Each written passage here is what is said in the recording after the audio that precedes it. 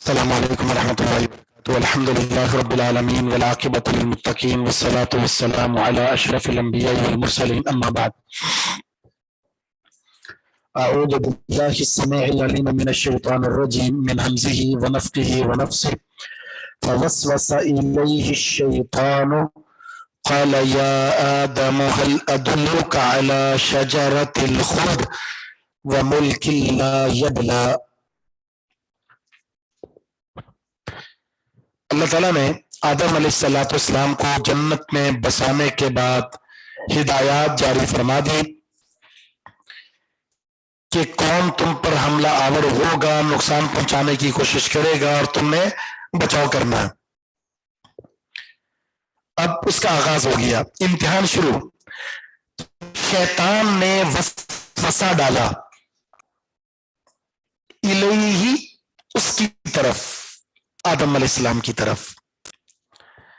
قال یا آدم، کہا شیطان نے اے آدم، هل ادلک، کیا میں تیری رہنمائی کروں، علی شجرۃ الخلد، ایسے درخت پر جو ہمیشگی والا ہے، ہمیشہ رہے گا وہ درخت۔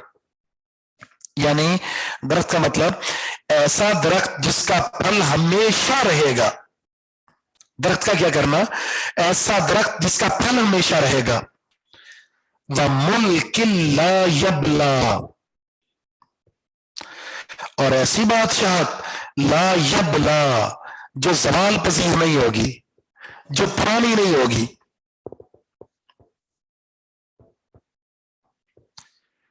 یعنی میں ایک کام بتاؤں گا تمہیں، اگر تم نے کر لیا دو فائدے ہوں گے۔ پہلا فائدہ کیا؟ جس کام کی طرف رہنمائی کر رہا ہوں اس درخت کو آپ نے کھا لیا تو اس کا پھل ہمیشہ آپ کو ملتا رہے گا، یہ ختم نہیں ہوگا۔ دوسرا، اس جگہ ہمیشہ تمہارا بسیرا ہوگا۔ شیطان کا کام یہی ہے۔ کیا کام ہے؟ گناہ کے کام کو مزین کر کے پیش کرتا ہے۔ یعنی ہے گناہ کا کام لیکن پیش ایسا کرے گا آپ کا جی کرے گا وہ کام کرو، زینت۔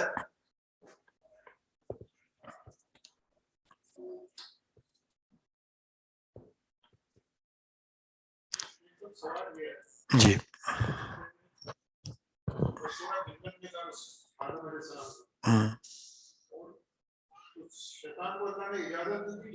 جی باوجود نافرمانی تو اس کے جنت میں اللہ رب العزت نے یہ امتحان کے لیے سلسلہ جاری فرمایا. دیکھیں نا، ہم نماز پڑھ رہے ہیں مسجد میں، شیطان کا کام کیا ہے مسجد میں؟ ہم باوضو ہیں، نماز میں کھڑے ہیں، اللہ کی بندگی ہو رہی ہے، پھر بھی شیطان کے وسوسے، انسان کو اتنا اختیار دے رکھا ہے شیطان کو، تو وسوسے کی بات ہے. اب وسوسے کی دو شکل ہو سکتی ہے، یا تو جنت میں آ گیا یا جنت سے باہر ہی وسوسے اس نے ڈالے ہیں دل کے اندر. تو قوت تو اللہ نے دے رکھی ہے. یہ ملک ان پر تنوین کیوں آئی ہے، جر کیوں آئی ہے ملک ان پر؟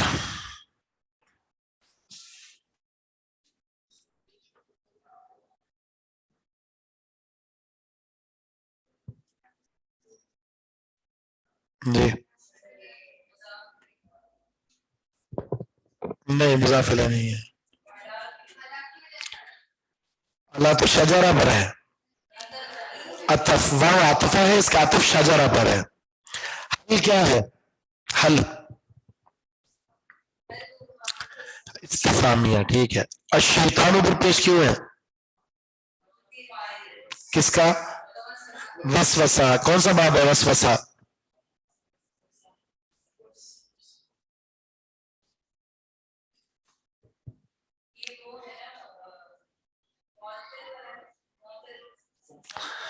معطل نہیں، قاعدہ نہیں پوچھ رہا، وزن بتائیں.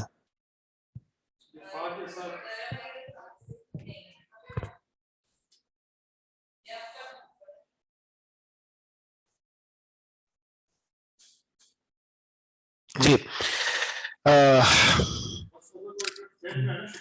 رباعی مجرد ہے. دحرجہ یدحرج، وسوسہ نہیں پڑھا نا، پڑھنا ہی نہیں ہے. یوسوسو.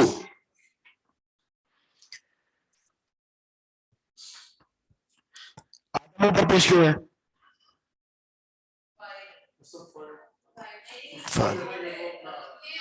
منادا، منادا مفرد معرفہ مبنی علی الضم. فَأَكَلَا مِنْهَا، دونوں نے کھا لیا اس سے. منہا ہاضمی کہاں جا رہی ہے؟ درخت کی طرف جا رہی ہے. اس درخت سے کھا لیا. فَبَدَتْ، تو ظاہر ہو گئی، لہما ان دونوں کے لیے، سوآتہما ان دونوں کی شرمگاہیں. یعنی اللہ تعالیٰ نے فوراً بے لباس کر دیا، دونوں کو برہنہ کر دیا. نافرمانی سے جنت کی نعمت چھن گئی. وَتَفِقَا، اور شروع ہو گئے دونوں، یکسفانی، ڈھانپنے لگے.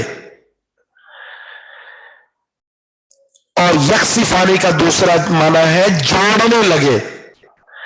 علیہما، اپنے اوپر، من ورق الجنہ، جنت کے پتے، یعنی جنت کے درخت کے پتے اپنے اوپر جوڑنے لگے.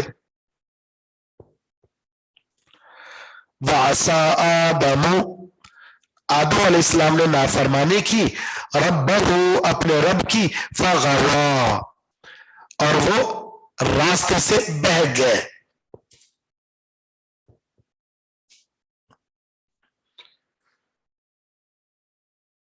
یہ ایک آزمائش تھی اللہ کی طرف سے. اس آزمائش کا نتیجہ یہ، اللہ تعالیٰ نے ایک فیصلہ فرما لیا تھا انسانیت کو زمین پر بسانے کا، اور یہ ایک سبب بنا.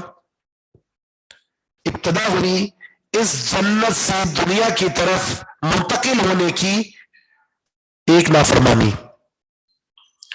اس سے اندازہ لگائیں جنت کتنی بڑی نعمت ہے، اور اس نعمت کے حصول میں اطاعت ہے، اور اس نعمت کے چھن جانے کا سبب نافرمانی ہے. میں نے آپ کے سامنے پچھلی کلاس میں ایک حدیث رکھی تھی جس میں اللہ کے رسول نے فرمایا کہ میری پوری امت جنت میں جائے گی سوائے اس کے جس نے جانے سے انکار کر دیا. اور جانے سے انکار کی نسبت کس کی طرف کی؟ من آسانی، جس سے میری نافرمانی کی. یعنی میرا نافرمان جنت میں نہیں جائے گا. تو نافرمانی جنت سے خروج کا سبب ہے، جنت میں معرومی کا سبب ہے. یا تو صرف ایک نافرمانی ہے، ہماری زندگیوں کے تو کھاتے ہی نافرمانیوں سے بڑے ہوئے ہیں.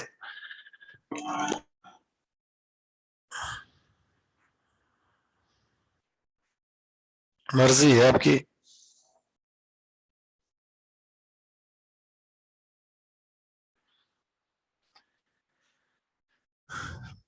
یہ جو اکلا و تفیقہ یکسفانی کون سے سیکھے ہیں؟ تسنیہ کے ہیں. تسنیہ کیوں ہے؟ ایک تو مذکر ہے، دوسرا مؤنث ہے.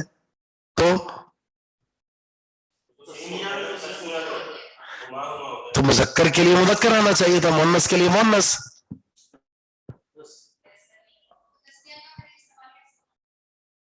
تو آپ بولیں گے اچھا تسنیہ کا استعمال تو بھئی آپ نے مذکر کا اعتبار کیا، مؤنث کا کیوں نہیں کیا؟ یوں بھی تو کہہ سکتے تھے نا فَأَكَلَتَا، اس کو کہتے ہیں تغلیب. مذکر کو تغلیب ہے، غلبہ حاصل ہے. مذکر کو کیا حاصل ہے؟ غلبہ. اب یہ دیکھیں یہ اللہ تعالیٰ کا فیصلہ کبام ہے. آواز اٹک رہی ہے، میری آواز تو صحیح ہے. یہ بدت مؤنث کیوں ہے؟ بدت جی بدا ہے نا، بدا یبدو ظاہر ہونا. بدت مؤنث کیوں ہے؟ سوء مؤنث ہے نا.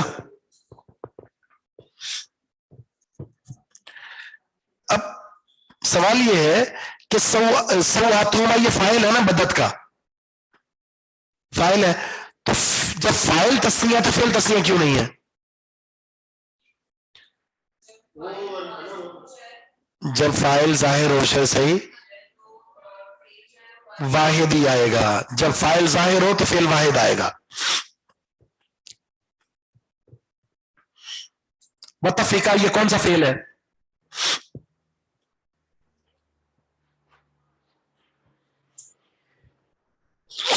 الحمدللہ. فتفقہ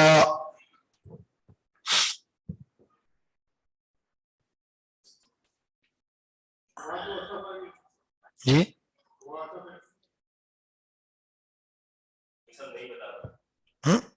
نہیں پتا پڑھا ہوا ہے. افعال شروع ہے یہ جعل تفقہ شروع کا معنی دینے کے لیے آتا ہے. یہ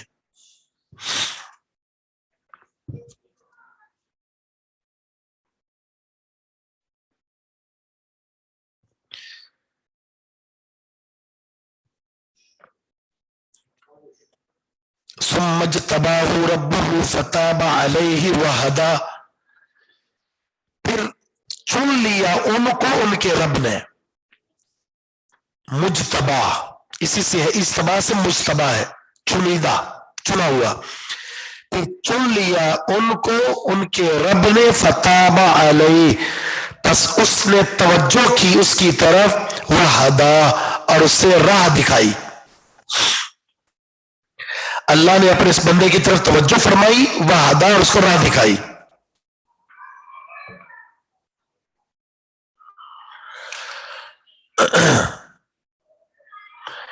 تو توبہ کے لیے اللہ تعالیٰ نے خود قرآن میں سورہ بقرہ میں ذکر کیا ہے فَتَلَقَّى آدَمُ مِن رَبِّهِ كَلِمَاتٍ فَتَابَ عَلَيْهِ. ٹھیک ہے، اس کی تفسیر موجود ہے دوسری جگہ پر، وہ اللہ نے الفاظ بھی ذکر کیے ہیں. کیا کہا تھا؟ رَبَّنَا ظَلَمْنَا أَنفُسَنَا وَإِن لَّمْ تَغْفِرْ لَنَا وَتَرْحَمْنَا لَنَكُونَنَّ مِنَ الْخَاسِرِينَ. ظاہر ہے دنیا میں آئے، دنیا میں آنے کے بعد انتظامات کیے، اللہ تعالیٰ نے الفاظ سکھائے. جب تک تو اللہ نے احساس پیدا کیا نا بندے کے اندر. اب تو ہمارے لیے کہ غلطی کریں اور توبہ کریں، غلطی کریں اور توبہ کریں.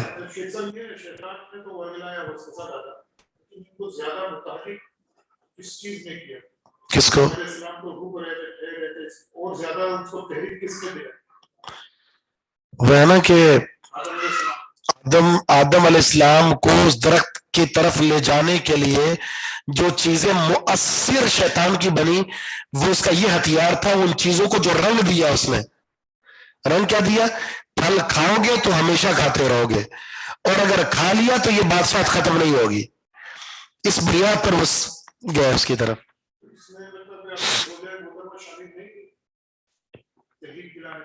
بہرحال کوئی ایسی کوئی واضح نص تو نہیں ہے.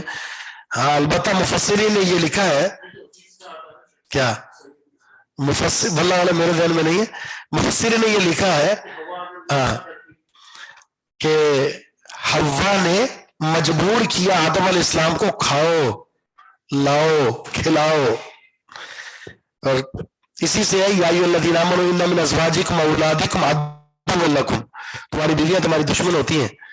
بندے کو کبھی اپنی ضروریات کو پورا کرنے کے لیے بندے کو ایسی وادی میں لے جاتی ہے جو وادی عبور کرنا اس کے لیے جرم بن جاتا ہے.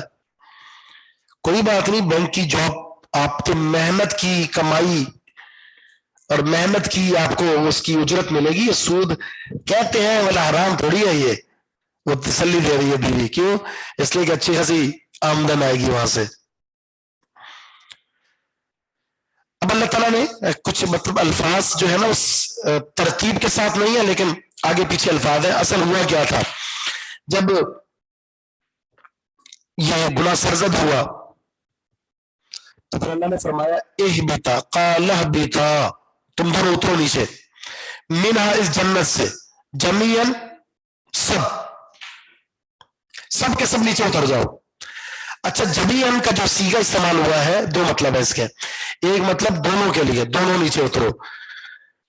دوسرا مطلب یہ کہ شیطان کو بھی کہہ دیا، تینوں، تم، بیوی اور شیطان نیچے چلے جاؤ.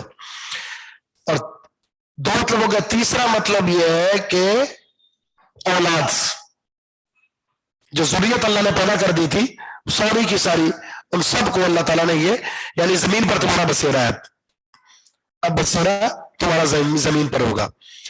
یعنی جو اولاد پیدا ہونی ہے وہ اولاد ہے، یا آدم اور حوا دونوں کے لیے استعمال کیا، یا ساتھ میں شیطان کا بھی یہاں ذکر ہے. بعضکم لبعض عدو، تمہارا بعض کے لیے دشمن ہے. دشمنی کا بھی آغاز ہو گیا. یہ دشمنی کون پیدا کرے گا؟ جو تیسرا ساتھ میں شیطان اترا ہے، لڑائے گا آپس میں.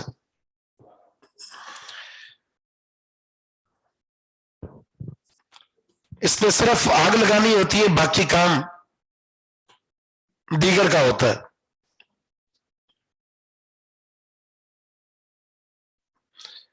اب آگے جو اصول ہے وہ بڑا شاندار ہے. فَإِمَّا يَأْتِيَنَّكُم مِّنِّي هُدًى، پس اگر آئی تمہارے پاس، منی میری جانب سے، ہدن ہدایت، فَمَنِ اتَّبَعَ هُدَايَ، جس نے میری ہدایت کی پیروی کی، فَلَا يَضِلُّ، تو نہ تو وہ گمراہ ہوگا، وَلَا يَشْقَى، اور نہ وہ بدبخت ہوگا. یہ دونوں کہاں سے آئے؟ اوپر سے. محروم کہاں سے ہوئے؟ اوپر جنت سے. اب اللہ تعالیٰ نے وہاں پر پہنچانے کے لیے واپس وہیں سے ایک چیز اتاری ہے.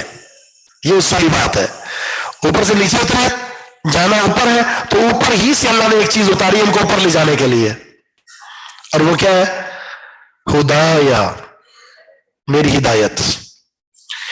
ہدایت بھی اللہ کی ہے، اور اس ہدایت کا جو موجب بنے گا وہ بھی من جانب اللہ ہے. اور وہ کیا ہے؟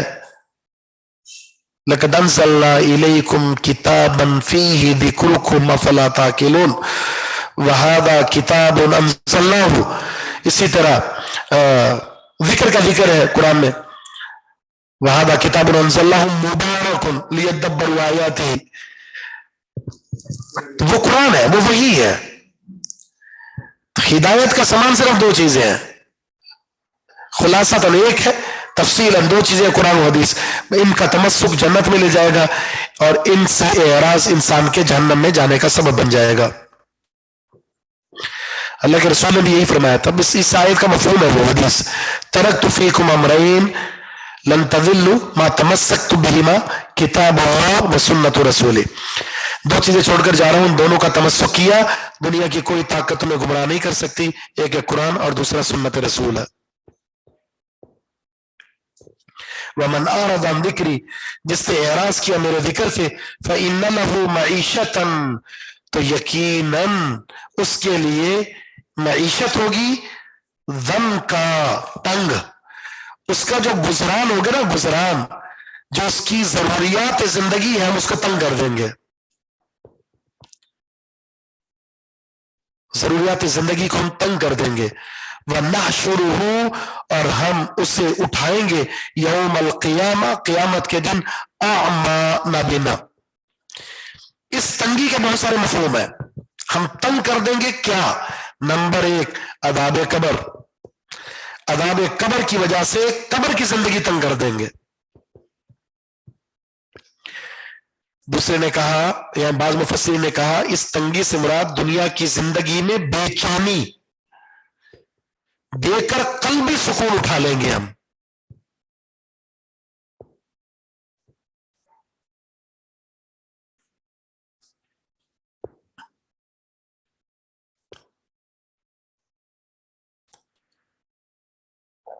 یہ دونوں سزائیں بڑی ہیں، قبر میں تنگی ہے یا دنیا کی زندگی میں اطمینان نہیں ہے۔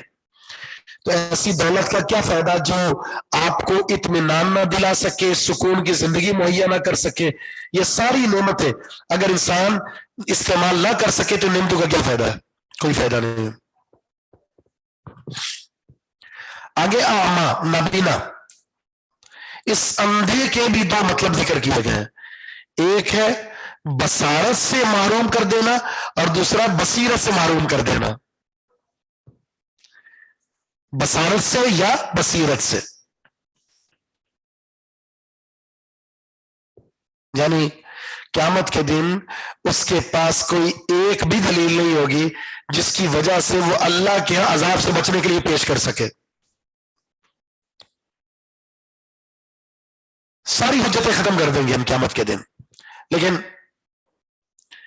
پہلا مفہوم بصارت سے محروم کر دینا یہ زیادہ اولا ہے، کیونکہ اگلی آیت اسی پر دلالت کر رہی ہے۔ قالا، وہ کہے گا، ربی، اے میرے رب، لما حشرتنی اعمیٰ، تو نے مجھے کیوں اٹھایا ہے نابینا بنا کر، وقد کنت بصیرا، جبکہ میں تو بینا تھا، میں تو دیکھتا تھا۔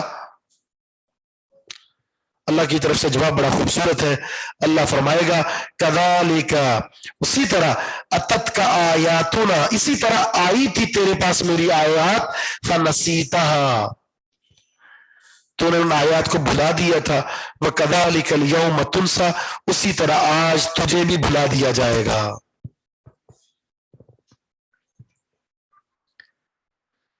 میری احکامات سے روگردانی کی تھی، آج تجھے نابینا کر کے چھوڑ دیا جائے گا، تیری کوئی سنوائی نہیں ہوگی۔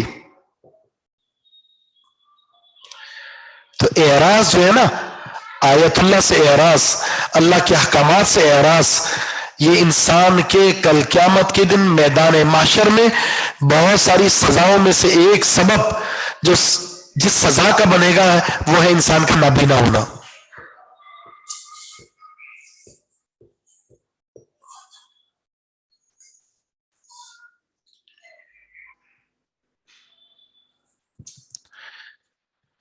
یہاں پر دنیا کی زندگی میں اگر آپ نابینا نہ ہو تو نابینا ہونے کے باوجود بھی وہاں نابینا نہیں ہوں گے۔ اگر دنیا کی زندگی میں آپ نابینا نہ ہوئے آخرت کے بارے میں، تو نابینا ہونے کے باوجود بھی کل قیامت کے دن جب اٹھایا جائے گا تو بینا اٹھایا جائے گا۔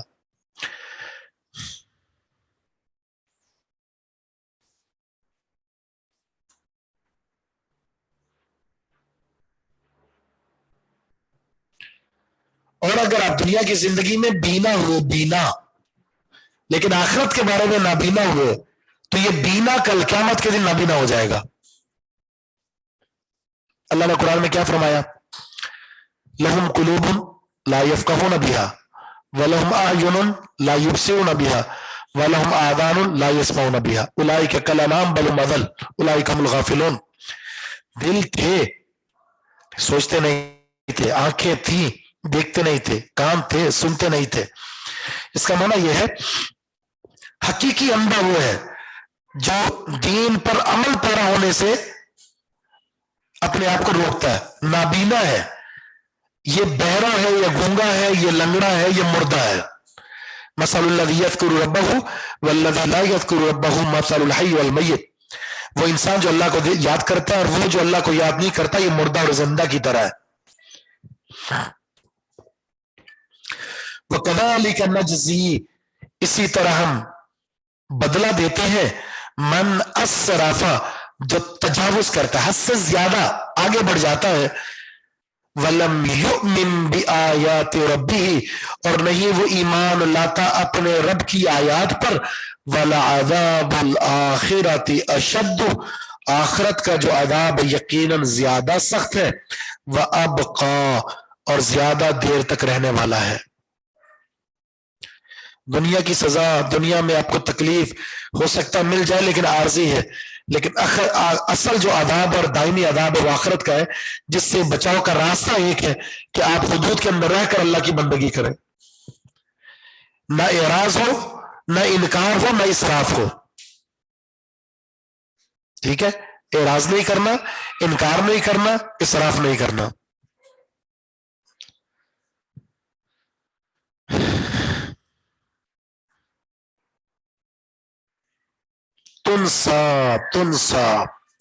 تنسا یہ مخاطب کا صیغہ مضارع مجہول، مضارع مجہول.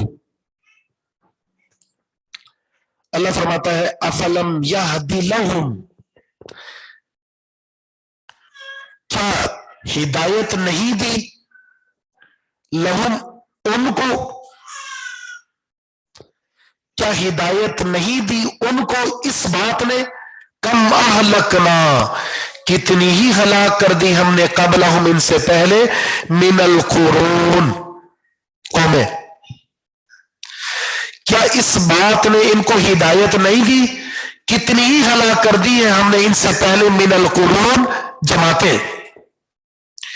یمشون فی مساکنہم، وہ چلتے پھرتے ہیں ان کے مساکن میں، ان کے محلات میں، ان کے گھروں میں. ان فی ذالک، بے شک اس میں، لآیات، یقیناً نشانیاں ہیں، لأولی النہی، عقل والوں کے لیے.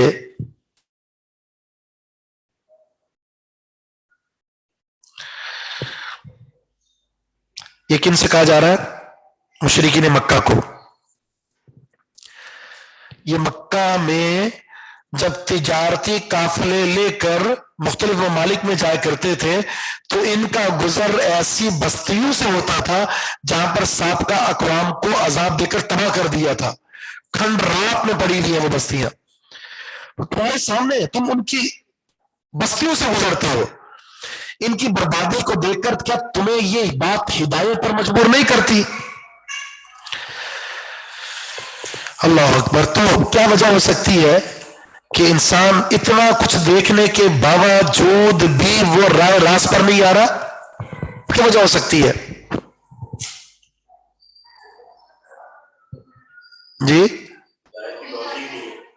ختم اللہ علی قلوبہم، اللہ نے مہر لگا دی. جرائم اتنے کیے ہیں کہ اللہ نے مہر لگا دی. عقل کو نوحہ کیوں کہتے ہیں؟ نوحہ،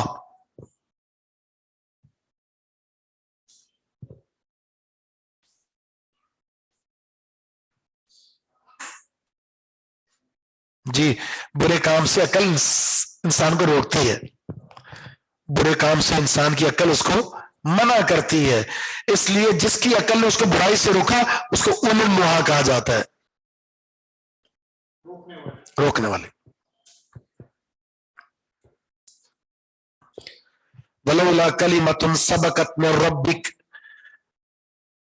اگر نہ ہوتی ایک بات، اگر نہ ہوتی ایک بات سبقت جو ہو چکی، اگر نہ ہوتی ایک بات جو ہو چکی، من ربی کا تیرے رب کی طرف سے، لکان لزامن تو ضرور آ جاتا، لزامن عذاب، لزام عذاب، عذاب کو لزام اس لیے کہتے ہیں کہ لزام کا معنی چمٹ جانا، یہ ایسا عذاب ہے جس کو آ گیا تو یہ چمٹ گیا۔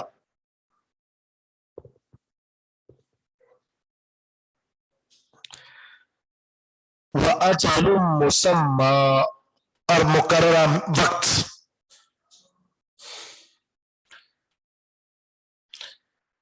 وقت مقرر پر، یعنی اس کا تعلق پیچھے سے ہو جائے گا، وَلَوْلَا كَلِمَةٌ سَبَقَتْ مِن رَبِّكَ وَأَجَلٌ مُّسَمًّى، اگر وہ بات نہ ہوتی جو ہو چکی تیرے رب کی طرف سے اور ایک وقت مقرر ہو چکا، اگر یہ نہ ہوتا تو لکان لزامہ تو عذاب آ چکا ہوتا، ان پر چمڑ جاتا ہے ان کو، لیکن اللہ نے ایک وقت مقرر کر دیا ہے، آپ سرکشیاں کرتے چلے جائیں، عذاب نہیں آئے گا، کیوں؟ عذاب کا ایک وقت اللہ نے مقرر کر دیا، اللہ نے یہ بات طے کر دی ہے کہ عذاب آئے گا، لیکن آخرت میں، دنیا کے اندر اللہ تعالیٰ نے ایک عذاب اگر کسی کو دینا ہے بطور عبرت کے تو اس کا بھی ایک وقت مقرر کر دیا ہے، اس وقت تک انسان کو پہنچنا ہوتا ہے۔ بہت اوقات ہم کہہ رہے ہوتے ہیں نا، اتنی سرکشی عذاب کیوں نہیں آتا، اس قدر ظلم کر رہا عذاب کیوں نہیں آتا، تو اس کے پیچھے یہ دو وجہ ہیں، اس کے لیے اللہ نے ایک وقت مقرر کر دیا ہے، اور اللہ نے ایک اصولی بات طے کر دی ہے کہ جزا آخرت میں ہے، جزا آخرت میں ہے۔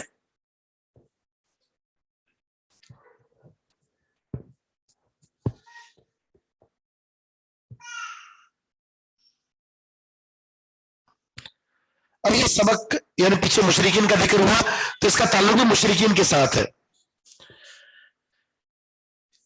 کہ یہ اللہ کے رسول کی رسالت کا انکار کر رہے ہیں، قرآن کا انکار کر رہے ہیں، مرنے کے بعد اٹھائے جانے کا انکار کر رہے ہیں، اور ان کے سامنے بستیاں موجود ہیں جہاں سے گزر کر ان کی تباہی کو دیکھتے ہیں، اس کے باوجود بھی عذاب کیوں نہیں آ رہا، سرکشی حد سے بڑھ گئی، عذاب کیوں نہیں آ رہا؟ کیونکہ اس کا ایک وقت اللہ نے مقرر کر دیا، اس سے پہلے نہیں آ سکتا۔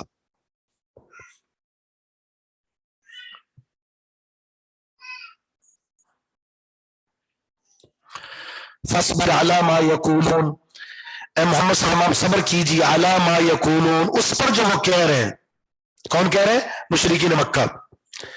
وَسَبِّحْ بِحَمْدِ رَبِّكَ، اپنے رب کی تسبیح بیان کرتے رہے اس کی حمد کے ساتھ، قبل طلوع الشمس، سورج کے طلوع ہونے سے پہلے، وقبل غروبها، اور غروب ہونے سے پہلے، ومن آناء اللیل، اور رات کی گھڑیوں میں، فسبح، اب تسبیح بیان کرے، واطراف النہار، اور دن کے کناروں میں، لعلک ترضی، شاید کہ آپ راضی ہو جائیں، شاید کہ آپ راضی ہو جائیں۔ یہ آیت جو ہے بعض نے سبے سے مراد نماز لیا ہے، تو اگر اس سبے سے مراد نماز ہے تو 5 وقتہ نماز کا اس میں ثبوت آ گیا۔ قبل طلوع الشمس، سورج کے طلوع ہونے سے پہلے کون سی نماز ہے؟ قبل غروبیہ، قبل غروبیہ، جی اثر ہے، اثر آ گئی۔ ومن آناء اللیل، اور رات کی گھڑیوں میں، مغرب اور عشاء، واطراف النہار، ظہر آ گئی۔ لعلک ترضی، ان چیزوں کو کر لیں، ان کو کرنے کے بعد آپ کو وہ ملے گا کہ آپ راضی ہو جائیں گے، ان امور کو سر انجام دے دیں، اس کے بعد اللہ راضی ہو کر وہ دے گا کہ آپ راضی ہو جائیں گے۔ لیکن اپنی خوشی سے جو حاصل کرنا چاہتے ہیں اس کے لیے آپ کو یہ کرنا پڑے گا۔ ایک تو تسبیح، نماز کو بھی کہتے ہیں کیونکہ نماز میں ہوتی تسبیح ہے، سبحانک اللہم سے شروع ہوتی ہے، سبحان ربی الاعلی، سبحان ربی العظیم، سبوح قدوس رب الملائکۃ والروح، سبحانک اللہم ربنا وبحمدک اللہم اغفر لی، تسبیحات ہیں، تحمیدات بھی ہیں، اور مطلق ذکر بھی مراد ہو سکتا ہے، مطلق ذکر بھی مراد ہو سکتا ہے۔ تو نماز لے لیں، مطلق ذکر لے لیں، یہ ایسے امور ہیں جن کے سر انجام دینے سے اللہ راضی ہوتا ہے اور اللہ اپنے بندے کو راضی کر دیتا ہے.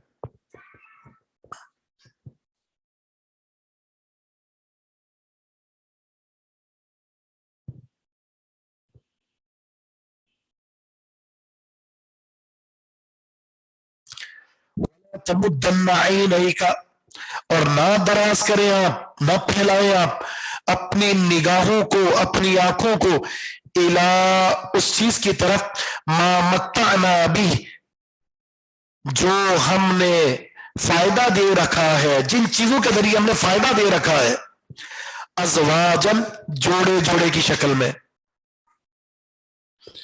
منہم ان میں سے کچھ لوگ ایسے ہیں جن کو ہم نے جوڑوں کی شکل میں مختلف چیزوں کا ساز و سامان دے رکھا ہے. تو ان ساز و سامان کو جن لوگوں کو ہم نے دے رکھا ہے ان کو اپنی نگاہیں دراز کر کے نہ دیکھیں. دراز کر کے دیکھنے کا مطلب کیا ہے؟ للچائی ہوئی نگاہوں سے دیکھتا رہنا. یہ نہیں ہے کہ دیکھا آپ نے تو کیوں دیکھا، نہیں، دیکھ لیا تو کوئی بات نہیں، لیکن دیکھ کر دیکھتے ہی رہنا. پھر یہ کہنا تمنا، کاش ایسا گھر میرا ہوتا، ایسی گاڑی میری ہوتی، ایسی جاب میری ہوتی، ایسی دکانیں میری ہوتی، ایسا پرس میرا ہوتا، ایسی جوتی میری ہوتی، ایسا موبائل میرا ہوتا. یہ متانا بھی. ہاں جی، جی ہاں.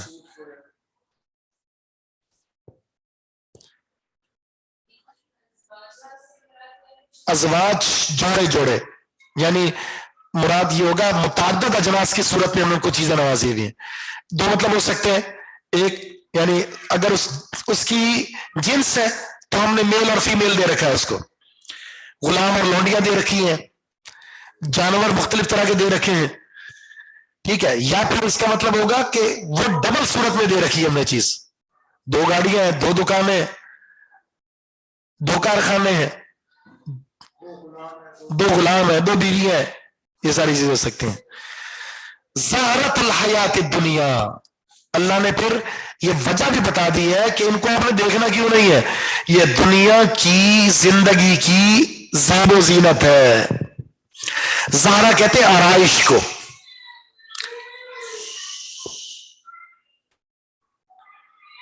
یہ دنیا کی آرائشیں ہیں.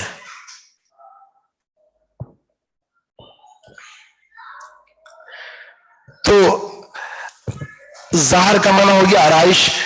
اللہ تعالیٰ نے اس آرائش کی وقت کو بھی بیان کر دیا ہے. کیسے بیان کر دیا؟ اس زہرا کو اس کی حیثیت یہ ہے کہ یہ فنا ہونے والی ہے، اس میں کوئی دوام نہیں. اللہ نے اس کی حیثیت کو بیان کر دیا. کیسے؟ دنیا کی طرف نسبت کر کے. یہ دنیا کی زندگی کی زیب و زینت ہے. جب دنیا کے لیے بقا نہیں ہے تو زیب و زینت کے لیے بقا کیا ہوگی؟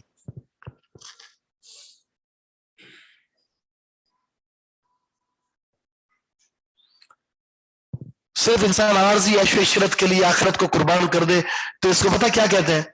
کیا کہتے ہیں؟ عارضی عیش و عشرت کے لیے دائمی آخرت کو انسان بیچ ڈالے، اس کو کیا کہتے ہیں؟ بے وقوف. کہاں ذکر ہے؟ الا انہم هم السفہاء. صحابہ اکرام کو ان کفار نے کیا کہا تھا؟ بے وقوف. کیونکہ ایسی چیز کے پیچھے پڑ گئے، دنیا سب کچھ قربان کر دی، گھر چھوڑ دیا، سب کچھ چھوڑ دیا، اور ایسی چیز کے حصول کے پیچھے پڑ گئے جو نظر نہیں آ رہی، تو بے وقوف کہا تھا. تو اللہ نے کیا فرمایا؟ الا انہم هم السفہاء ولکن لا یعلمون. تاکیدات کے ذریعے فرما دیا بے وقوف یہ ہے، لیکن کمال کی بات یہ بے وقوف کو یہی پتہ نہیں کہ میں بے وقوف ہوں. کہتے ہیں نا عقل نہیں تو پھر موجہ ہی موجہ ہے نا، ایسے ہی ہے. بھینس پڑی ہے عقل؟ بھینس پڑی ہے عقل؟ بھینس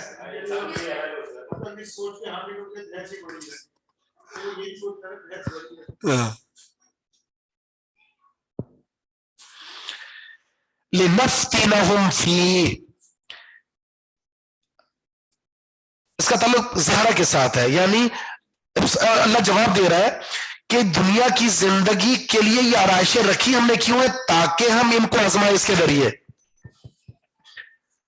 تاکہ ہم اس دنیا کے اندر ہم ان کو آزما سکیں.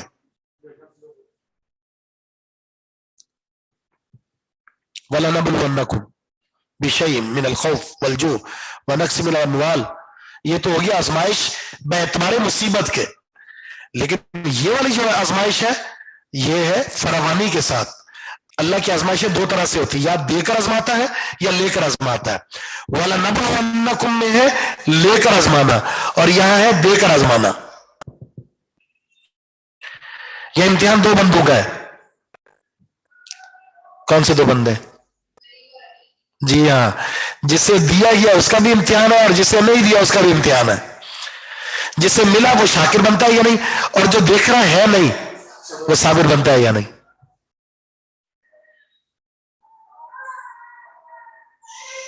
دنیا سے جی وَرِزْقُ رَبِّكَ خیر، تیرے رب کا جو رزق ہے بہت بہتر ہے.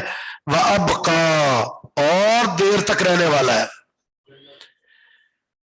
اچھا، رزق یہاں کیا مراد ہے؟ ہر چیز جو انسان کو ملے وہ رزق ہے. رب کی طرف سے ملنے والا نصیب وہ بہتر بھی ہے اور ابقا بھی ہے. تو پھر انسان کو للچائی ہوئی نظروں کے ساتھ کسے دیکھنا چاہیے؟ جو چیز اللہ کے پاس ہے، کیونکہ وہ دوام والی چیز ہے. انسان کو اس چیز کے حصول کے لیے آگے بڑھنا چاہیے جس چیز کے حصول کے بعد وہ چیز اس کے پاس ہمیشہ کے لیے آ جائے، اور وہ صرف اللہ کے پاس ہے، صرف اللہ کے پاس ہے وہ چیزیں.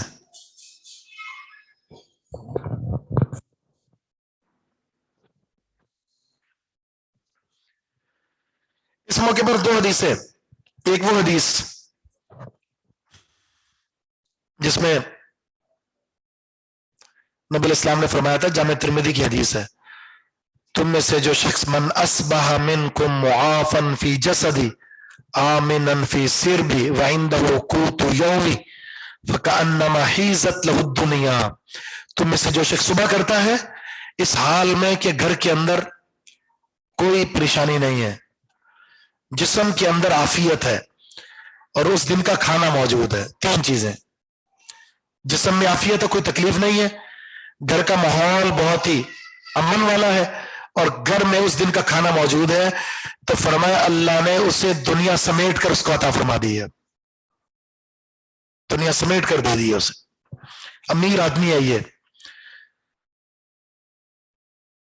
تو حقیقت یہ ہے کہ ہم میں سے ہر شخص اس کے گھر میں شاید ایک نہیں کئی مہینوں کا راشن موجود ہو، اور ٹھیک ٹھاک فٹ فاٹ ہے، ٹینشن والا ماحول بھی نہیں، اس کے باوجود بھی سمجھتا میرے پاس کچھ نہیں ہے.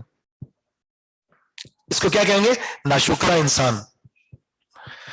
اچھا، پتہ کیوں کہہ رہا ہے کہ میرے پاس کچھ بھی نہیں ہے؟ اس لیے کہ جو اس کے دل میں آ چکی ہے نا میں نے یہ چیز حاصل کرنی، وہ ملی نہیں ہے، جبکہ اللہ تعالیٰ نے اسے وہ کچھ دے رکھا ہے جو اس سے مانگا نہیں تھا،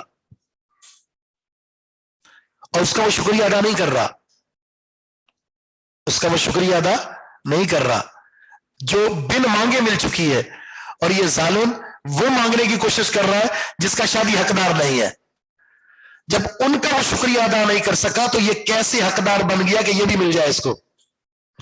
خود اللہ نے فرمایا لئن شکرتم لازیدنکم، شکریہ ادا کرو اور دے دیں گے تمہیں. ان کا ہی شکریہ ادا نہیں کر رہا بلکہ ناشکری پر اترا ہوا ہے کہ مجھے تو کچھ بھی نہیں ملا. اور آج ہم چار آدمی بیٹھ جائیں کہیں کیا کہتے ہیں؟ مہنگائی ہے، مر گئے، کچھ بھی نہیں ہے کھانے کے لیے، کچھ چھوڑا ہی نہیں ہے. حالانکہ 3 روٹیاں پھاڑتا ہے صبح شام کو رات کو. اور پاکستان میں دیکھ لیں ہم جو رونا رو رہے ہوتے ہیں ہوٹل سے اٹھتے ہی نہیں ہے. کوئی ہوٹل ہے جہاں آپ کو ویٹ نہ کرنا پڑتا ہو، انتظار کرنے کے بعد جگہ ملتی ہے آپ کو. شاپنگ سینٹر چلے جائیں، کورونا اتنا آیا ہوا اس کے باوجود بھی جگہ نہیں ہوتی، اور پھر بیٹھنے کے بعد تبصرے یہ ہو رہے ہوتے ہیں بڑی مہنگائی ہے. کون کر رہے ہوتے ہیں؟ جن کو اللہ نے طرح طرح کی نعمتوں سے نوازا پر شکریہ ادا نہیں کرتے، نماز نہیں پڑھتے. المی ہے آج کے معاشرے کا. حدیث ہے ہم کیا حیثیت رکھتے ہیں، ہماری اوقات کیا ہے. اللہ تعالیٰ نے اپنے محبوب جس سے سب سے زیادہ محبت اللہ فرماتا ہے محمد صلی اللہ علیہ وسلم کیا زندگی دی تھی. عمر رضی اللہ تعالیٰ کے بارے میں آتا ہے نا، جب گھر میں داخل ہوئے تو نبی الاسلام چٹائی پر لیٹے ہوئے تھے، قمیص نہیں تھی. آپ بیٹھے تو چٹائی کے پورے نشانات آپ کی کمر مبارک پر تھے. عمر رضی اللہ تعالیٰ نے جب یہ دیکھا تو رو پڑے. آپ نے فرمایا کیوں روتے ہو؟ فرمایا یہ کیسر اور کسرا کے بادشاہ کیا بادشاہانہ زندگی گزار رہے ہیں، حقدار تو آپ ہیں. تو آپ نے فرمایا اے عمر، جو اللہ نے آخرت میں نعمتیں تیار کر رکھی ہیں کیا اس میں تمہیں شک ہے؟ کیا تمہیں نہیں پتا ان کے لیے دنیا میں ہمارے لیے آخرت میں؟ تو یہ اس بات کی دلیل ہے کہ دنیا اگر کسی کو ملتی ہے یہ اللہ کی محبت کی دلیل نہیں ہے. محبت کی دلیل کیا ہے؟ جس کو ہدایت مل گئی، اللہ نیکی کی توفیق دے دے، اللہ اس سے محبت کرتا ہے.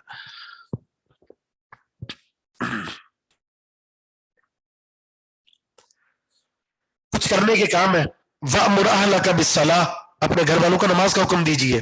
وَاصْطَبِرْ عَلَيْهَا، اور اس پر صبر بھی کیجئے، اس پر آپ استقامت بھی اختیار کیجئے. لَا نَسْأَلُكَ رِزْقًا، ہم آپ سے رزق نہیں مانگتے. نَحْنُ نَرْزُقُكَ، ہم آپ کو رزق دیتے ہیں. وَالْعَاقِبَةُ لِلتَّقْوَىٰ، اور انجام کا بہترین انجام اہل تقوی کے لیے ہے.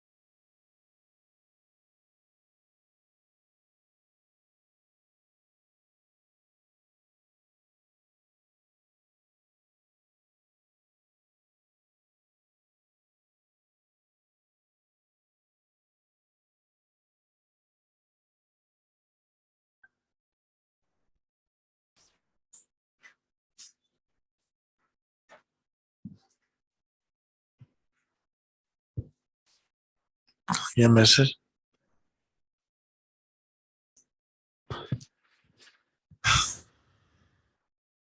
آواز کہاں سے آئے گی؟ تو اس آیت کے اندر بہت سارے دروس ہیں. نمبر 1، پہلا درس یہ، آپ گھر والوں کے لیے کمائی میں اتنا مصروف نہ ہو جائیں کہ گھر والوں کی نماز کی فکر ہی نہ ہو. آپ کو نگرانی رکھیں آپ کے بیوی بچے نماز پڑھ رہے ہیں یا نہیں. پھر اس تلقین پر استقامت بھی اختیار کرنی ہے.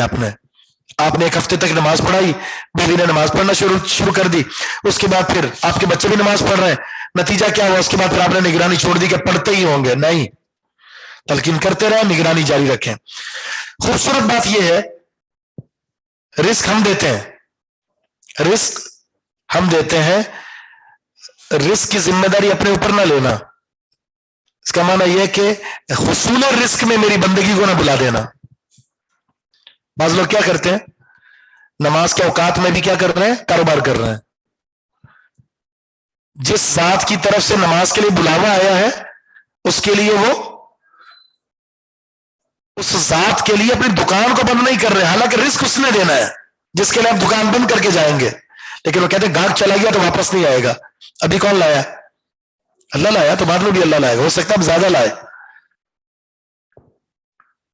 اور آخر میں بات نتیجہ ذکر کیا ہے. ٹھیک ہے آپ کی مرضی ہے، گھر والوں کو نماز کا حکم نہ دے، ان کے رزق کی آپ پرواہ کر لیں، لیکن انجام کس کا ہے؟ اہل تقویٰ کا ہے. متقی انسان کی دو نشانیاں ہیں، ایک نشانیاں نماز پڑھتا ہے، نماز پڑھاتا ہے، دوسرا رزق کے حلال کی کوشش کرتا اور رزق کے حلال میں اللہ کی بندگی کو ترک نہیں کرتا. پھر انجام کار انہیں کا ہے. کیا مصیبت ہو. اچھا یہ بھی آن لائن ہو کر بچوں کو آپ دے دیتے ہیں میرے خیال میں موبائل وغیرہ اپنا نا، اچھی بات ہے یہ.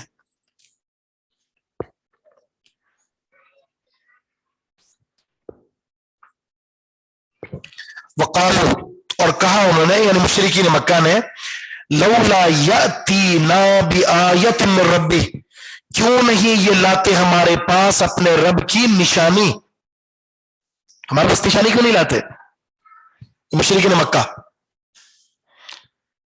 تو کیا فرمایا، اولم تأتہم بینۃ، کیا نہیں آئی ان کے پاس نشانی، ما فی الصحف الاولی، جو پہلے صحیفوں میں موجود ہے. تورات اور انجیل میں کیا موجود ہے؟ نبی اسلام کی آمد کا ذکر ہے، آپ کی صفات کا ذکر ہے، قرآن کا ذکر ہے، دین کا ذکر ہے، صحابہ کے تذکرے موجود ہیں. کیا ان کے لیے وہ تذکرے کافی نہیں ہے جبکہ ان کے پاس یہ معلومات بھی آ چکی ہیں؟ جس سے ایمان نہیں لانا ہوتا نا، وہ دلائل پوچھتا ضرور ہے لیکن صرف پھنسانے کے لیے، بس اس سے زیادہ نہیں.